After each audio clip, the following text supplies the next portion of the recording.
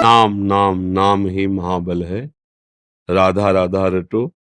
तुम्हारे दो ही बच्चे हैं, प्रभु के अनंत बच्चे हैं। सब जीव जंतु पशु पक्षी सबका कोई कोई 40-40 किलो मांस एक बार आहार करता है। भगवान का वो भी बच्चा भूखा नहीं रहता। मतलब जैसे पशु पक्षी ऐसे ऐसे, अब जैसे हाथी है उसे मनों में चाहिए, कुंतलों में आहार चाहिए, लेकिन भगवान उसको भी भूखा नहीं देते, वो भी स्वस्थ रहता है। मांसाहारी पशुओं को मांस देते हैं, भगवान जिसको जो चाहे वो भोजन देते हैं। तो इसलिए हमें अपने बच्चों के लिए प्रयास करना है, पर दुखी नहीं होना है।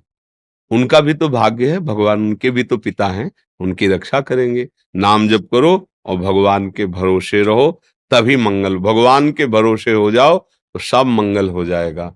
हम मान लो पति चल गए तो आप कब तक टिकेंगे? हो सकता है कि आप बच्चों की परवरिश लायक न रहे, फिर कौन करेगा? दुखी मत हो। सर्वलोक महेश्वर भगवान, एक बार सोझा जी का चरित्र हमने कई बार सुनाया है कि उनको गृहस्थी से वैराग्य हुआ। भक्त थे, ब्याह हुआ और नया बच्चा प्रकट हुआ, जब तो वैराग्य हुआ। वो सब देख कर उनको बस अब निरंतर भजन करेंगे। पत्नी से कहा कि धर्म कहता है कि जब वैराग्य की भावना हो तो पत्नी को सूचना देनी चाहिए। तो हम आपको सूचित करते हैं, हम कल सुबह 3 बजे घर से भाग जाएंगे। तो उसने कहा हम आपके साथ चलेंगे। बोले आपका धर्म है, आप चल सकते हो, पर कुछ भी साथ लेके नहीं। जैसे हम कष्ट में जीवन व्यतीत करेंगे वैसे। होगा हाँ। चल पड़े। अंधेरा था, वो पीछे पीछे थोड़ा कदम, तो उन्होंने कहा कुछ लिए हो क्या पीछे? तो उनका पुत्र को ले, कहा था कुछ नहीं।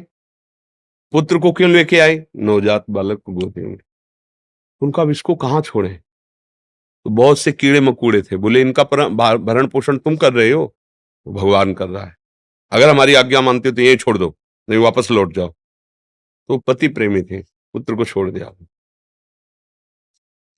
अब भजन तो करते रहे, 10-12 वर्ष हो गए, पर मां का हृदय बार बार प्रश्न करता कि क्या हुआ होगा मेरे बच्चे को। सोजा जी ने देखा कि इनकी मना स्थिति जो है, तो उनका चलो एक बार गांव चलते हैं। तो अपनी जन्मभूमि के दूर रुके। गांव के लोग आए तो बाल बढ़ गए थे, सहसा नहीं पहचान पाए। तो उन्होंने कहा कि तुम्हारे गांव में एक सोझा जी रहते थे, और जब वैराग्य से घर से निकले तो उनकी पत्नी पुत्र लेके निकली थी। तुम्हें पता है उस पुत्र का क्या हुआ? उनका हाँ हाँ, जेवी सोझा जी गए तो सोझा जी के मित्र थे राजा, उन्होंने अपने सैनिकों से खोज करवाई। तो जब खोज करवाई तो पुत्र मिल गया। तो उन्होंने कहा उनका नवजात शिशु है, तो बोले वो वैराग्य में इनको भी छोड़ के चले गए। अब हमारे तो पुत्र है नहीं, तो सोजा जी का पुत्र हम अपना पुत्र मान लेते। बोले वो युवराज है, 12 वर्ष का है युवराज। बोले अच्छा तो मान। पत्नी इसका समझे, अगर हम रहते तो उसे ये नहीं बना पाते। भगवान के सारे छोड़ दिया, वो निकले और सैनिक आ गए उठा के, राजकुमार पदवी पे अर्थात आगे चलकर राजा बनेगा। भगवान के भरोसे हो जाओ, वो अनंत ब्रह्मांडों का भरण पोषण करे। हम लोग तो जीव हैं, अपने लोग थोड़ा अज्ञान से युक्त है कि हम नहीं कमाएंगे तो कैसे चलेगा, हमेशा नहीं। अरे भगवान सबका भरण पोषण करते हैं, उन पशु पक्षियों का करते हैं। देखो जिनके इतने बड़े बड़े पेट हैं, आहार हैं, और कितने सुंदर सुंदर पक्षी है।